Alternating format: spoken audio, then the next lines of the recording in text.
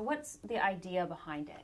Well, even before this incident occurred that's received so much publicity, I'd talked to a company in Dallas, Community Safety Institute, about coming up and looking at our office and making some assessments. And then the incident occurred, and I felt that it was important that we have someone from the outside come and look at us. The week after the incident, CALEA, the Commission on Accreditation, was here, and we're looking at all of our policies and procedures. In fact, this incident's raised a lot of questions about their appraisal as well. So we thought it'd be good to bring in an outside company and look at us at our overall operation of the agency, some of the problems we're having with finding training records and things like that, as well as look at the organization, maybe my span of control, who's responsible for what kind of community, what kind of relationship the agency has with the community, and just an overall view of the agency.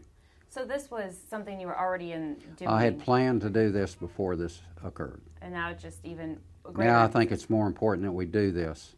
And hopefully as we go through this process and we work with CALEA to make sure that everything meets national standards as it should. Okay. I know that you also mentioned in your statement to the County Commission a couple weeks ago that more changes were in the works. Of course, this was after Mr. Albin announced his... Yeah, and I've made a lot of changes the last 2-3 weeks. And so what are some of the changes that you've made? Well, mainly I expanded my span of control. I have more people reporting directly to me than just the undersheriff. I've made Tim Albin, I've asked Tim Albin to step down, and I asked Rick Weigel to become my new undersheriff. I've appointed 2 acting. I have an acting major and an acting chief. It's John Bowman and Captain Richard, or Rick, I can't remember his name right now, I'm sorry. No, it's okay. I know you have a lot of things going on all at once. Well, I know you made all those, some of those changes. Lillard's his name, Captain Lillard, is now an acting major. That's right, I saw that. So what, do you expect additional changes beyond that, or? Not right now organizationally. Again, we're still looking at things. I want to expand the public relations officer's role. I want to put some new faces in there as well. Okay, so when you say public relations... Well, like Major Clark has done a lot of that. He's now over at the jail and is very involved with the jail and the 287G program. So he really needs some help in what he's doing. Okay, so maybe adding to that. Right, we'll add people to that. Yeah, I know you said there's a huge influx. Right, and get some new faces so that the community can relate to. Okay, and speaking of some of those staffing changes we were talking about, I know that Major Huckabee was on, or at least is on a break at this point. Yes, he is. Do you anticipate that will result in any... Yeah, I don't know where that's headed. And I've said before, the report that became public, we're examining that, and I had disciplined people over those reports in the past, and so I'm reviewing all of those actions and making sure that people are treated fairly. That's what I'm trying to do, is make everyone that has been punished, and just reviewing the entire situation. Okay, so, and I just want to make sure I understand, when you said that people have been disciplined for reports in the past, not this report but other reports? That's a report that was made public. Okay, so people were disciplined as a result Yes, of that? they were. And I had several meetings with a lot of employees over that report.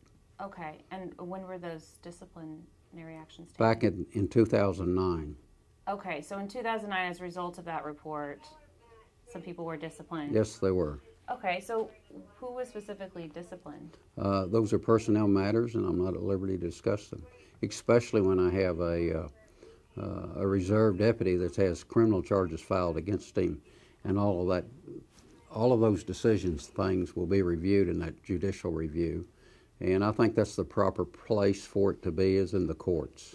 Sure, I understand. And not so much expressed in a public venue. And and to go back to that report, I know it's been said that you weren't aware in some. I mean, it sounded like you were aware of that report. Yes, I was aware of the report. Okay. I don't know that I had read it word for word from cover to cover, but the general meaning of that report, I had a knowledge of. Let me put it that way. Okay, I understand. So, and based on the findings in that report, and I had given orders that certain things should have been done. And whether or not all those things were followed through with, I'm not sure, but we're still looking at that. I see. Okay, so that's what you're saying. So as a result of that report, you took some action, you disciplined some people, and then you kind of ordered that these changes need to be made. Yes, ma'am. And you're just right now making sure that those changes were made. I'm trying to review to see what I had ordered and what the undersheriff he and I had talked about, got resolved and done and accomplished. Okay, that makes sense. So based on the findings, and I just want to make sure I understand everything right so we're reporting it correctly, so I'm sorry, I don't mean to be finicky about these questions here, but so based on the findings of that report, you took action, or was it just the statements in those reports? Because I know that the undersheriff... No, I took action and asked for additional information from people, and if you received any of the other accompanying literature, there's a lot of other statements made to me that I received directly from a lot of employees. So were any of those claims unsubstantiated that you felt were substantiated? Is that why you took action? Which claims? Did any reserve deputies that had previous police experience receive preferential treatment? Yeah. No, they did not. And if you go back and read that report, that's the first question that is asked. And no one received preferential treatment. Were there some privileges made during some training and some falsification of records? That's a possibility. And again, disciplines were rectified there, and there were orders given to correct the situation. Okay. Then kind of moving on. Actually, the next question was actually about Mr. Albin, because he resigned, but you basically sort of requested that. Yes, I did. Okay. And what was the reason for that request? For the good of the office. And it was kind of related to some of the information that came? It was related to that, and plus some other issues that are personnel in matter, and I can't discuss them. Okay.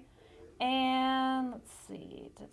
And, I know you've talked about a lot of the changes you're making. What is the reason for those changes? What's kind of the idea and purpose? Well, the main reason is to give people the freedom, if they foresee problems in the agency, to come directly to me, and I don't think that was being allowed. The reason I put together a reserve program and have so many volunteers at the sheriff's office is because I wanted the community to take part in this organization and give me information to do a better job for the community. That's why I have over 100 reserve deputies. And there's a lot of people that I feel are very upstanding citizens that give a lot of time, and it just overwhelms me sometimes the amount of time that people can give to this office and to help provide public safety for this community. And that's the thing. Do you feel like, I know you've been in the national spotlight and this office has been in the national spotlight, do you think it's been unfairly treated?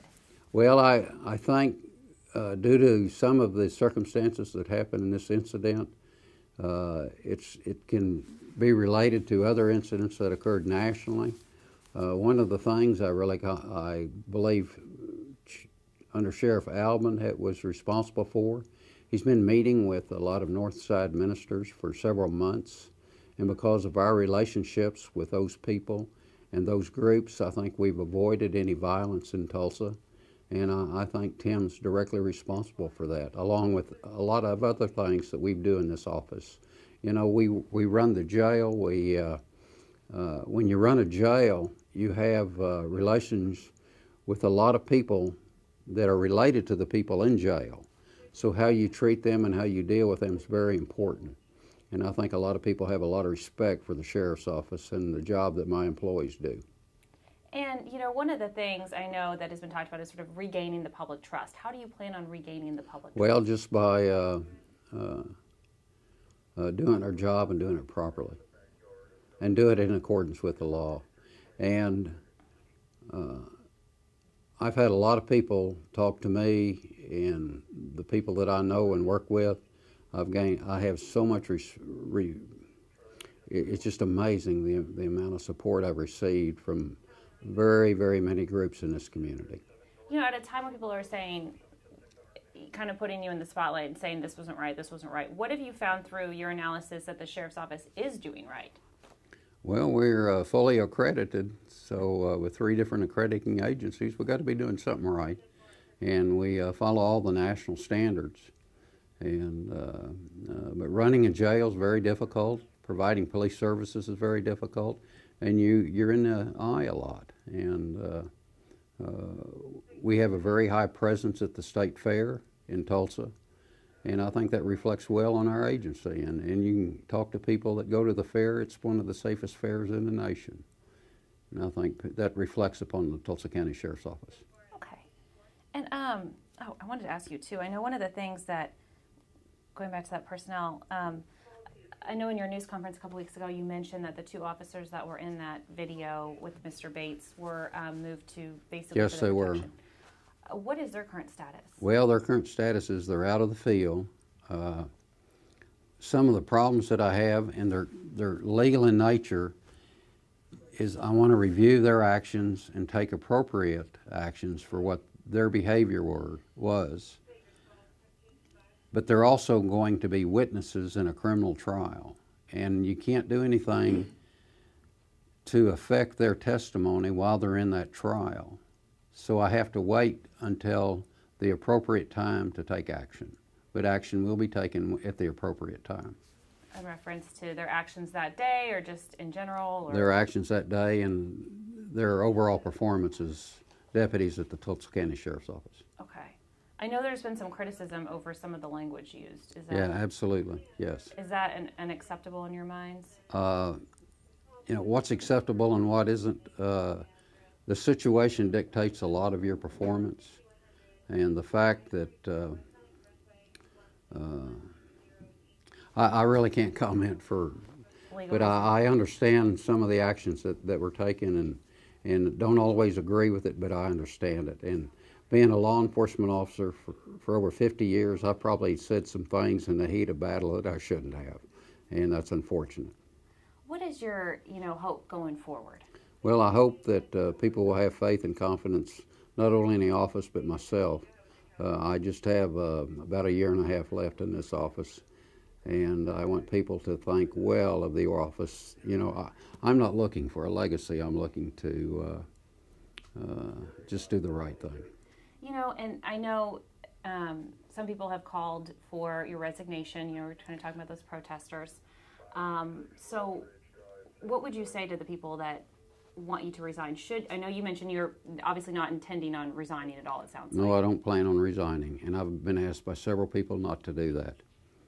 Several people not to do that. Anyone in particular that's actually? No, I can't.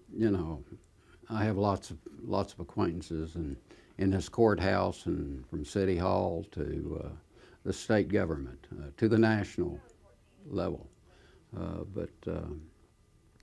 What I say to those people is I was elected to this office. I have a responsibility to make sure that things are right at the office, and I'll do the best that I can to make things right. And so are you saying you kind of want to see this out? Is that what you're saying? I have about 1.5 years left in my office, and I'll be here until that term expires. At a time when you look at, speaking of resignations, and there are a number of people, Mr. Albin, for example, that's resigned. I know Mr. Huckabee, of course, went on leave, but he was criticized for some of his behavior. If there are changes made and you are the leader of the Sheriff's Office, should you resign? That would be really the easy thing to do for me. Why would that be the easy thing? Well, then I would walk out of here and not worry about it. But I have committed to stay here until the end of my term, and I'll do that. And do you think, and I'm kind of getting this from you, so I'm not trying to put words in your mouth, okay, but it sounds like you're saying you want to see all this through, like all the changes and everything. Is that? Well, I want to see that the organization's in good shape for whoever comes in after me. What do you like most about being sheriff? Hmm? What do you like about being sheriff? Well, I'm not sure right now. Oh, I'm probably not asking at a good time. Yeah, when I was a young kid, I used to watch the sheriff ride his horse in the parade, and I've got to do that. And what do you think, you know, going forward, is there, I don't know, is there anything you'd like to tell the public about? Well, I just think if you look at Mr. Weigel, Rick Weigel, the new undersheriff, and his credentials, you'll find that they're above reproach, and I think he'll do a great job. Actually, I've heard really good things about him. Yes. So, yeah, tell us about him, because I'm sure. Well, he was at the Tulsa Police Department. We've had a relationship for 30 or 40 years, and he's really a class guy. What do you think he'll bring to this office? He'll bring a lot of professionalism and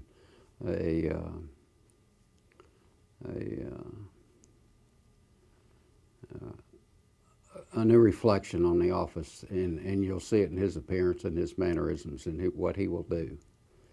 So. Okay, and then is there any certain thing that he's going to do initially, or is he kind of just... Well, one of the first things I know he's going to do, he's going to try and meet with all the employees of the organization and talk to them. And then, oh, and I wanted to ask you about this too, because I know this was in one of the media outlets, and I'm sure you saw it today. They were reporting that, yes, I know you sent a statement to KFAQ, right, on the $700,000 in legal fees. I believe the Frontier was reporting that today. Yes, I understand. And I've had, anytime you have a jail, you have lots of legal problems.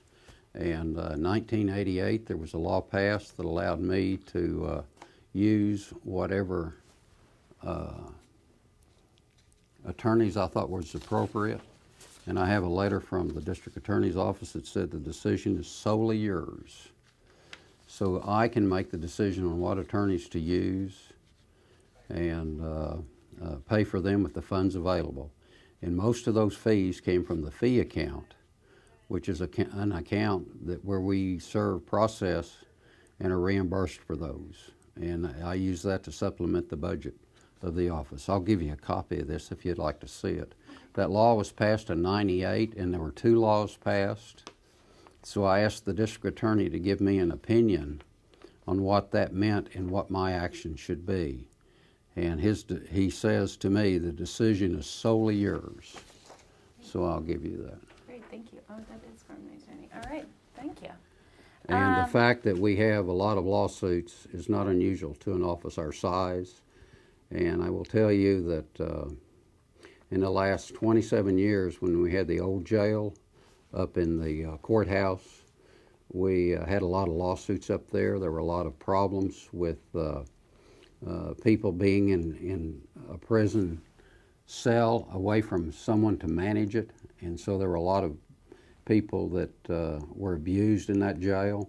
The new jail is designed with direct supervision and under entirely a new philosophy, and we have many fewer lawsuits, and the only lawsuits that we've had to pay out of this new jail are some for people that were employed by the private company that operated that jail and felt that they didn't get to stay in the positions they felt they should when we got the jail back as a sheriff's office. And so we did settle some of those lawsuits since then.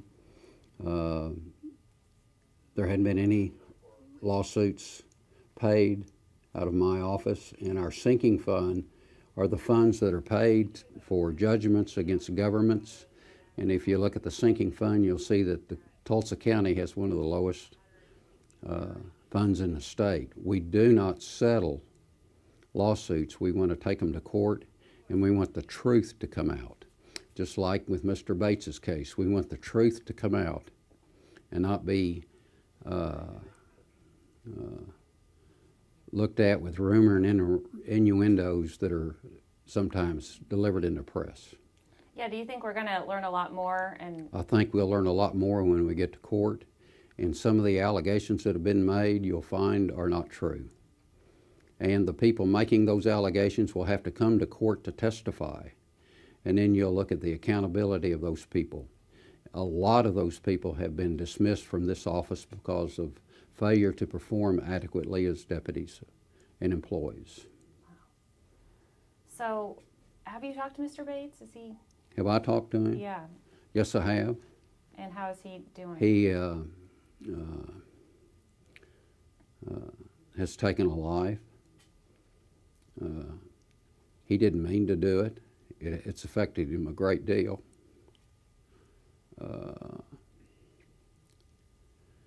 In law enforcement, sometimes those things happen.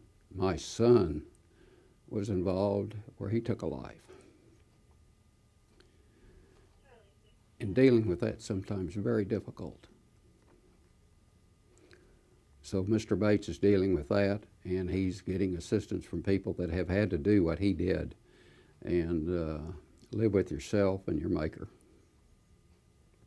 Sounds like you have a lot of compassion. And we have a lot of sympathy for his family, Mr. Harris's family, and all of the actions that occurred that day. And this was an incident that's affected a lot of people. Yeah. And I'm sorry about that. Okay, and I think the other thing, I wanted to ask you too, are you building a new training center? Yes. Okay. So how's that going? Well, it's going kind of slow right now with all the rain.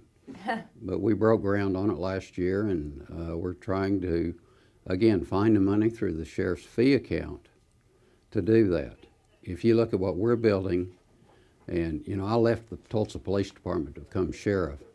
Right across the street from the training center we're building, I'm not sure how much money they spent on it, but several $1 million.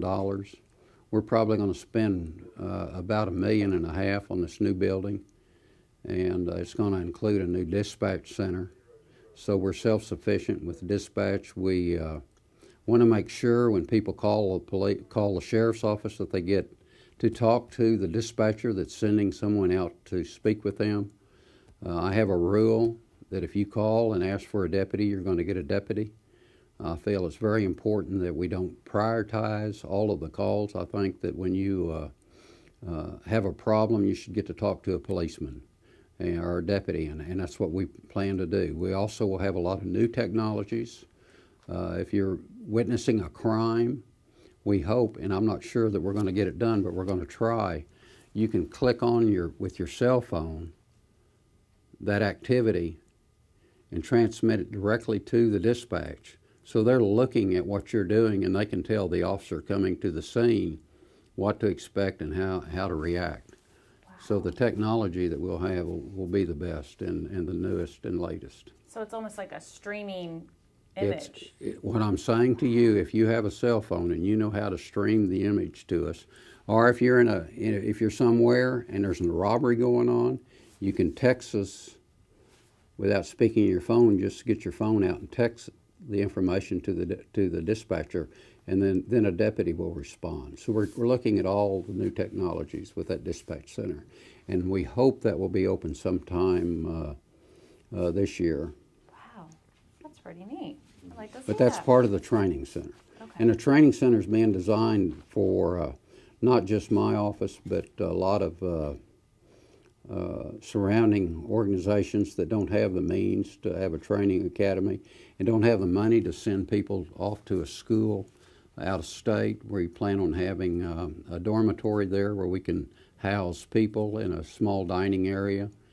Instead of the expense of going to a training and having to stay in a motel, you can come up here and stay for free, or at least cost. So we'll see how all that works. That's great. Depending on our funds. Well, and lastly, going forward, what is your vision going forward in this next Well, my year? vision going forward is to make sure that we maintain all our accreditations and that people are happy and enjoy working at the sheriff's office and that we do a great job for the community.